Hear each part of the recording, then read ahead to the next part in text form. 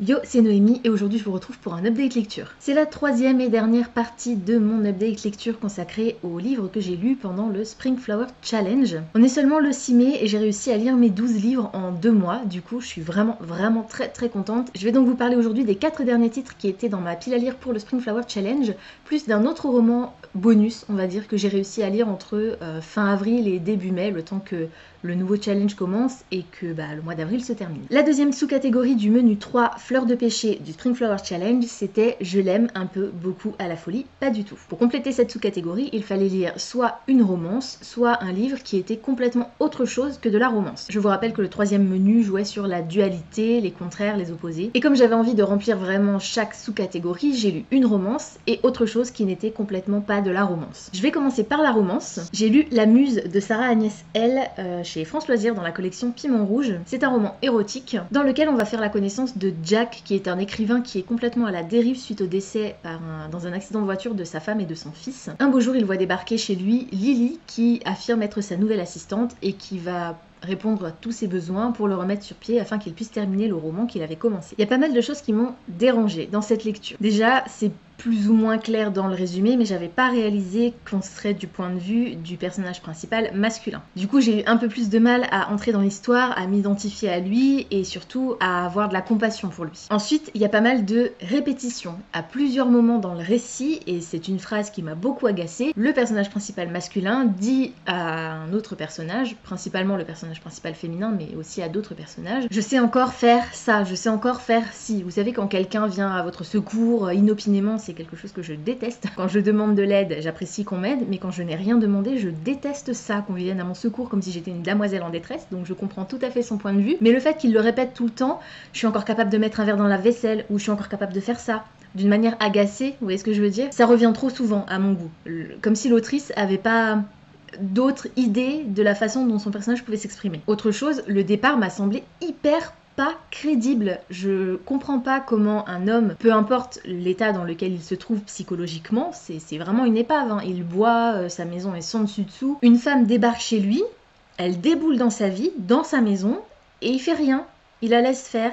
Il est bien un petit peu réticent, il râle bien un petit peu, il bougonne, mais moi, quelqu'un débarque dans ma maison comme ça, mais je le fous dehors à coup de pied aux fesses. Et lui, non. Il la laisse faire, elle fait ce qu'elle veut. Ça m'a agacée. Le personnage principal féminin, Lily, donc, a un passé assez lourd. On l'apprend au fur et à mesure dans l'histoire. Plus on approche de la fin, plus on découvre les raisons de son comportement. Mais son comportement, dès le départ, m'a saoulée. C'est quelqu'un qui est hyper servile et j'ai trouvé ça détestable. Je peux comprendre que, après ce qu'elle ait vécu, elle soit dans un certain mode de pensée. Mais non, en fait. Tu es libre, meuf. Tu es enfin libérée. Ouvre les yeux, réveille-toi, fais quelque chose pour que ta vie aille mieux et pour ne plus être cette loque rampante qui m'a profondément saoulée. J'aurais aimé un minimum d'histoire. Il y a un fond d'histoire, mais c'est pas ce qui prime. On est sur un roman érotique, je vous l'ai dit. C'est pas quelque chose que je déteste, au contraire, j'aime bien ça. Mais là, c'était scène de fesses sur scène de fesses. Il y avait que ça dans le roman. Et c'est un roman qui fait plus de 500 pages. Il en fait presque 600, 574 pages. Et on n'a que des scènes de fesses pendant 574 pages. En plus, l'autrice n'est pas forcément hyper inventive, je veux dire. Il y a quand même certaines choses qui diffèrent à certains moments, évidemment. Elle les fait pas tout le temps coucher ensemble dans la même position ou dans la même pièce. Sinon, ce serait encore pire, quoique ça peut difficilement être pire que ce que c'est déjà, mais c'est pas très inventif. Il y a parfois des problèmes de grammaire, il y a parfois des problèmes d'orthographe, alors possiblement des fautes de frappe, mais c'est quelque chose qui m'énerve énormément en fait dans les romans, et que ce soit des romans que j'ai adorés ou des romans que j'ai détestés, ça me saoule, parce que normalement, un roman, avant d'être publié, il y a une relecture. Il est relu une fois, 2 fois, 3 fois. Le lecteur, quand il l'a entre les mains, normalement, il devrait voir aucune faute. Ou alors une coquille vraiment par inadvertance. Mais normalement, il devrait pas y en avoir, en fait. Pas ce genre de faute-là. Je trouve ça aberrant. C'est la première fois que je le lis, et à ma première lecture, je trouve des milliers de fautes. J'exagère quand je dis des milliers, hein. Mais c'est pour vous dire qu'il y en a plus qu'une, plus que 2, plus que 3, bien sûr. Je trouve pas ça normal, en fait, que personne n'ait relevé ses fautes. Je m'attendais pas à de la grande littérature, mais pour un roman qui fait presque 600 pages, je me suis dit, va y avoir une histoire, va y avoir peut-être un peu de suspense, peut-être un peu de rebondissement. À un moment, Lily s'en va, elle quitte le domicile qu'elle partage du coup avec l'auteur. Et je me suis dit, bon, ça va être intéressant, il va essayer de la retrouver, comment ça va se faire, où est-ce qu'elle est partie, est-ce qu'il s'est passé quelque chose. Et en fait, non, rien, il se passe rien, c'est chiant. C'est chiant, je me suis fait chier pendant 600 pages. Et c'était hyper laborieux à cause de ses fautes, à cause de ses répétitions. Je ne comprends pas comment personne n'a pu dire à l'autrice arrête au bout d'un moment. 600 pages c'est trop pour raconter cette histoire, c'est beaucoup trop. Cette histoire, ça mériterait d'être une nouvelle ou bien un roman qui fait 200 pages, peut-être, allez, 300, on va être gentil, mais pas 600, je suis désolée. C'est hyper violent ce que je dis, j'ai l'impression d'être hyper véhémente quand je parle de ce roman, mais franchement, je vous avoue, j'en avais 12 à lire. J'avais encore tout le mois de mai, j'avais le temps. J'étais super pressée de lire celui-ci parce que ça fait très longtemps qu'il est dans ma pile à lire et puis ça faisait longtemps que j'avais pas plongé dans un roman érotique et je me retrouve avec ça pendant 600 pages. Non, en fait, c'était pas possible. Je lui ai mis la note de 8/20 sur Livre Addict et 2 étoiles sur Goodreads et j'en ai lu une partie dans mon bain et il a légèrement pris l'eau donc je vais même pas pouvoir le vendre en fait. Je vais le mettre dans une boîte à livres. Bon, il a pas pris grand chose, mais quand même, à un certain endroit. Le seul truc qui m'a plu dans ce roman, c'est que le dos n'est pas cassé. Parce qu'en général, les formats poche chez France Loisirs sont assez durs, ce qui est effectivement le cas de celui-ci. Mais j'ai réussi à ne pas casser le dos. Ce qui au final ne me servira à rien, puisque je ne vais de toute façon pas pouvoir le vendre. Donc il va partir en boîte à livres. Le deuxième livre que j'ai lu pour compléter cette sous-catégorie, qui devait être donc tout sauf de la romance, c'est Colorama, Imager des nuances de couleurs de Cruciforme aux éditions Gallimard. C'est un documentaire, donc effectivement rien à voir avec la romance. Je vais vous le montrer parce qu'il est juste sublime. Il se présente comme ceci. Donc vous avez sur la page de gauche le nom de la couleur avec une représentation en idéogramme d'un élément qui a cette couleur et sur la page de droite un aplat de la couleur en question. Et vous avez donc en dessous sur la page de gauche, là, je vais y arriver, des informations concernant cette couleur, des petites anecdotes, par exemple une de mes couleurs préférées.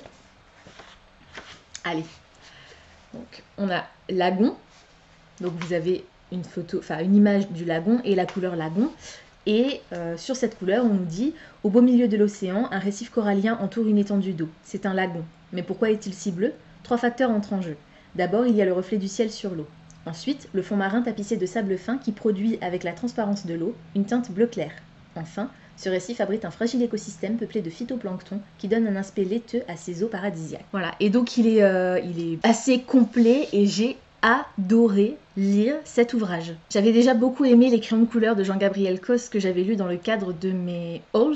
Je vous en ai déjà parlé dans un précédent update lecture. Et du coup là je retourne dans les couleurs sous un autre format et c'était hyper intéressant. J'ai appris plein de choses. C'est un ouvrage qui est vraiment magnifique et qui à mon avis va me servir à faire quelques photos, je pense, à l'occasion, quand j'aurai des photos genre de couleurs à faire. Je sais que par exemple pour la Fairyloot, il y a des challenges photos qui sont organisés avec les Fairyloot mensuels et l'un des challenges consiste à prendre en photo le roman de la Fairyloot avec des ouvrages de la même couleur ou ce genre de choses. Donc je pense qu'il va être assez utile pour ce genre de truc. J'ai pas grand chose à vous dire de plus en fait parce que c'était pas un roman, il n'y a pas d'histoire, mais j'ai vraiment beaucoup aimé toutes les informations qu'il contient. Il est très très beau.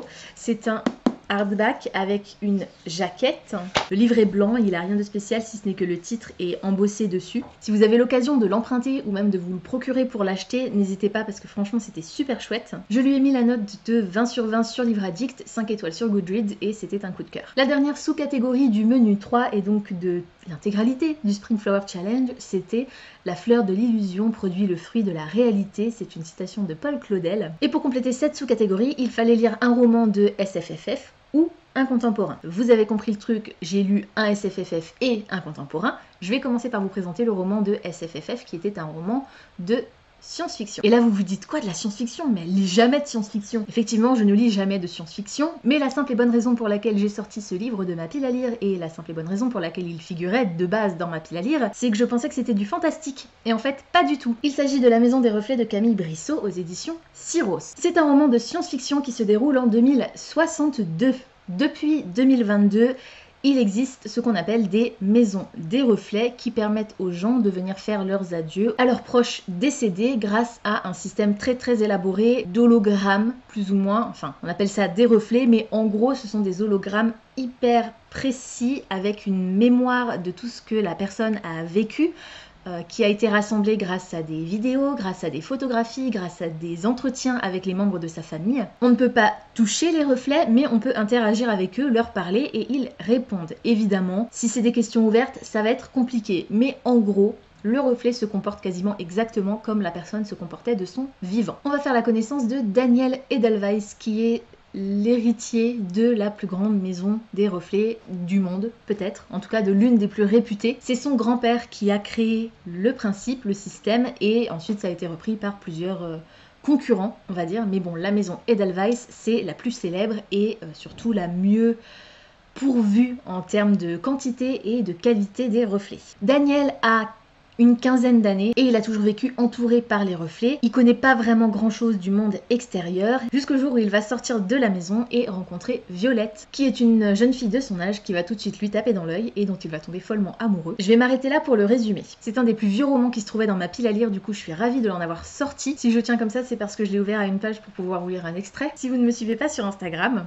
j'ai publié une photo dans ma story parce que j'ai été profondément choquée de la clairvoyance de l'autrice. Créée en 2022 par Edward Edelweiss, la première maison de départ au monde fêtera cette année ses 40 printemps. On est en 2062. Mais aucune célébration n'est prévue. Certains anniversaires sont difficiles à fêter, explique Petro Edelweiss, actuel directeur de l'établissement et fils de son fondateur, lorsque je lui pose la question. L'histoire de cette maison est intimement liée à la grande épidémie de grippe H2 qui a endeuillé l'Europe en 2020. Voilà. Donc, je me suis pris une grosse claque quand j'ai lu ce passage, et c'est au tout début du roman.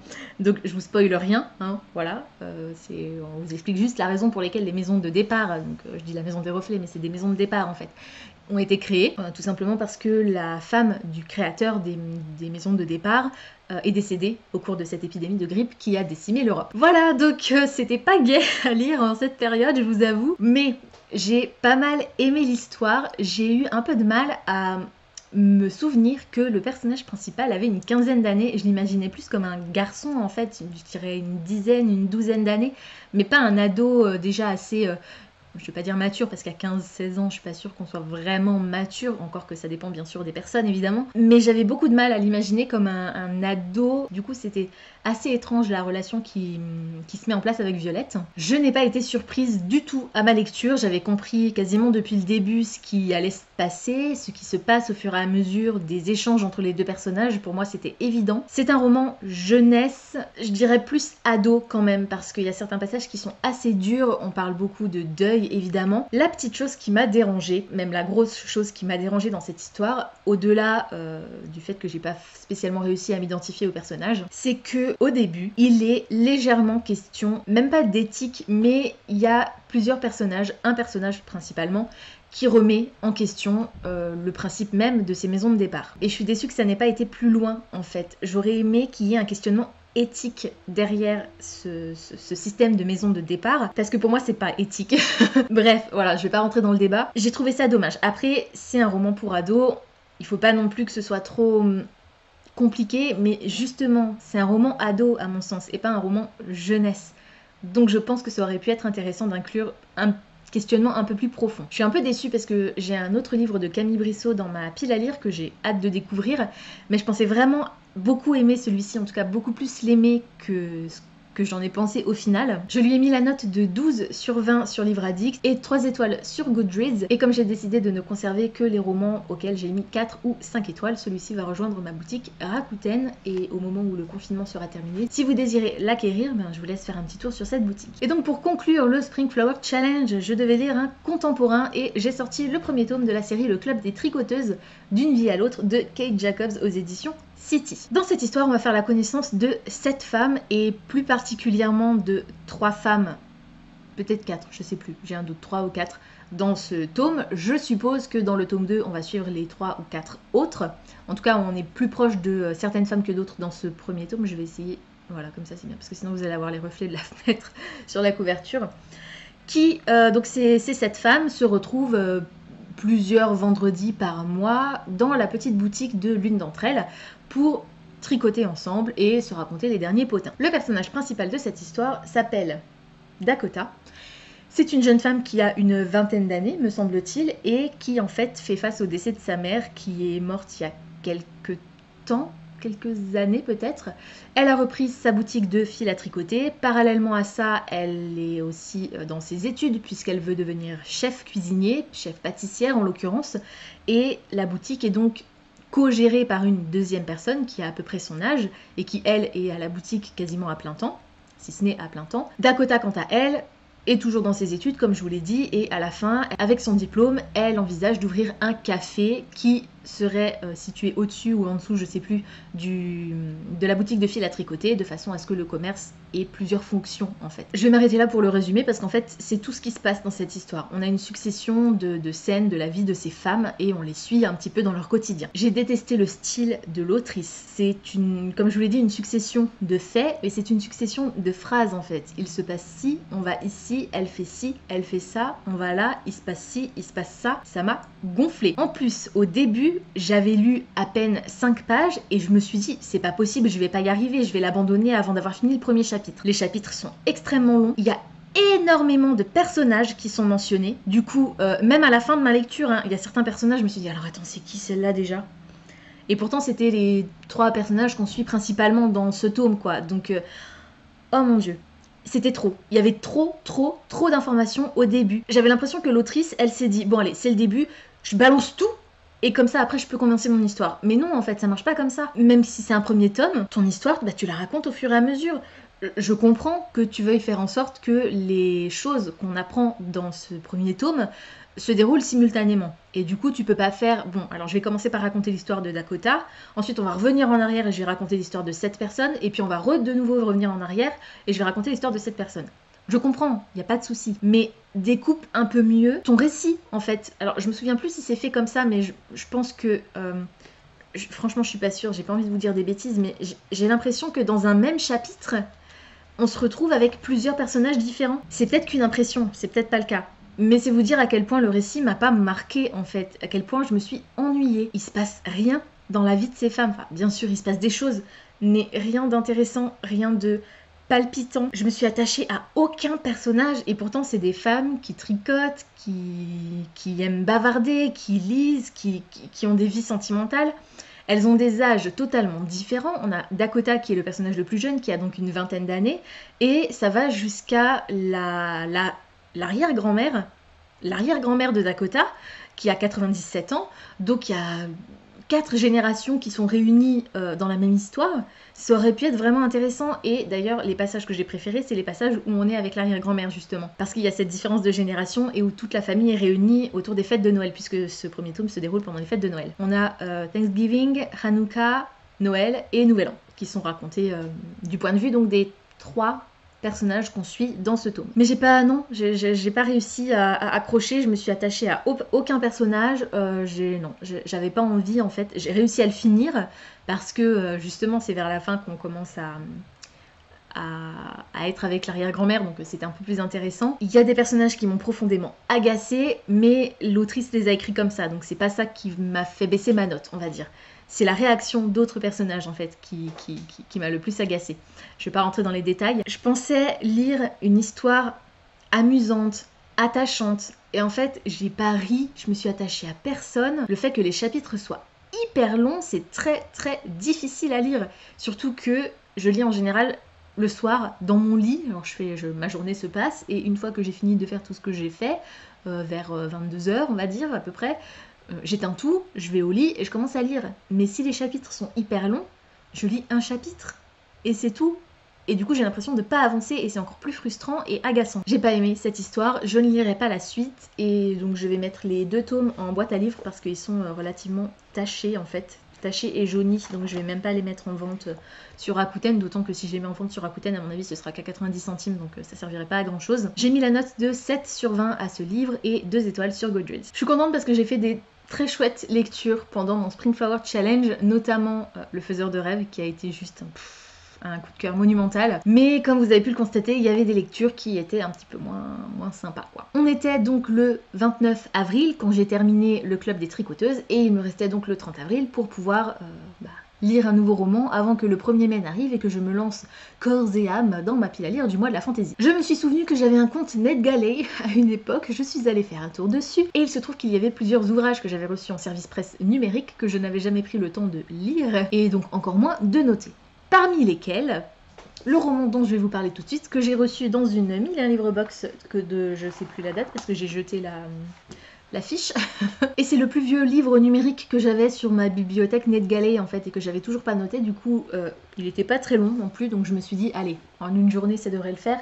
Au final, j'ai fait une grosse connerie, c'est que j'ai quasiment pas lu finalement le 30. Du coup, j'ai dû étaler ma lecture sur le 30 au soir, puis le 1er mai. Donc j'ai pas pu commencer mon mois de la fantaisie tout de suite au taquet le 1er mai. Mais enfin, si, j'ai commencé le 1er mai, mais tard le soir. C'est pas grave, je vais me rattraper. Le roman dont je vous parle, c'est Au service de Sa Majesté la Mort, le 1er tome, L'Ordre des Revenants de Julien Hervieux aux éditions Castelmore. C'est un roman fantastique dans lequel on se situe à Londres en 1887. On va faire la connaissance d'Elisabeth qui a 20 ans et qui est une jeune journaliste qui écrit sous le nom d'emprunt d'un journaliste masculin puisque tous ses écrits ont été rejetés quand elle les a présentés elle-même étant une pauvre femme. Un beau jour, elle va se faire assassiner, tout simplement. C'est marqué dans la 4e de couverture donc je ne vous spoile pas. Et elle va miraculeusement revenir à la vie et se retrouver au service de Sa Majesté la Mort, accompagnée d'une joyeuse bande de guélurons. Elle va remplir des contrats qui ont pour but de récolter les âmes de personnes qui auraient dû mourir mais qui ne sont pas morts. Je vais m'arrêter là pour le résumé. J'ai adoré l'ambiance, on est dans l'Angleterre victorienne, vous savez que c'est mon époque préférée et mon lieu préféré pour ce style de roman, donc voilà, ça c'était vraiment juste génial. En plus, comme c'est du fantastique, on a affaire à la mort, c'est assez sombre, presque gothique comme récit, donc enfin en tout cas comme ambiance, du coup c'était encore mieux. J'ai beaucoup aimé les personnages secondaires et notamment le principal des personnages secondaires, on va dire, que j'ai vraiment apprécié et dont j'espère on va avoir un peu plus dans la suite. J'ai un peu moins aimé l'héroïne, malheureusement, elle a certaines réflexions, certains comportements qui m'ont un petit peu agacée. Je trouve que le style est hyper simple, hyper fluide et c'est presque un style qui fait jeunesse, mais on est bien sur un roman ado. Il y a certaines scènes qui sont dures, il y a certaines scènes qui sont à la limite du gore parfois, enfin il y a vraiment certains détails qui sont peu ragoûtants et le fait que ce soit raconté avec cette plume si fluide, je vous avoue que ça facilite grandement la lecture de ces passages qui sont pas hyper folichons à découvrir. C'est une histoire que j'ai vraiment beaucoup aimée et dont j'attends la suite avec une certaine impatience. Je lui ai mis la note de 16/20 sur Livre Addict et 4 étoiles sur Gojoe. Voilà, c'est tout pour aujourd'hui, j'espère que cette vidéo vous aura plu. Comme d'habitude, n'hésitez pas à me dire dans les commentaires si certains des titres que je vous ai présentés aujourd'hui vous intéressent, si vous les avez déjà lus et surtout ce que vous en avez pensé. N'hésitez pas également à me dire où vous en êtes dans votre Spring Flower Challenge, quel est le dernier roman que vous avez adoré, quel est celui qui vous a déçu. Pensez à vous abonner à la chaîne, à liker et à partager cette vidéo, ça me fera toujours plaisir. Pensez également à activer la petite cloche des notifications qui vous permettra de savoir quand je poste du nouveau contenu. En attendant de vous retrouver, je vous souhaite d'excellentes lectures et je vous dis à très bientôt dans une prochaine vidéo. Ciao!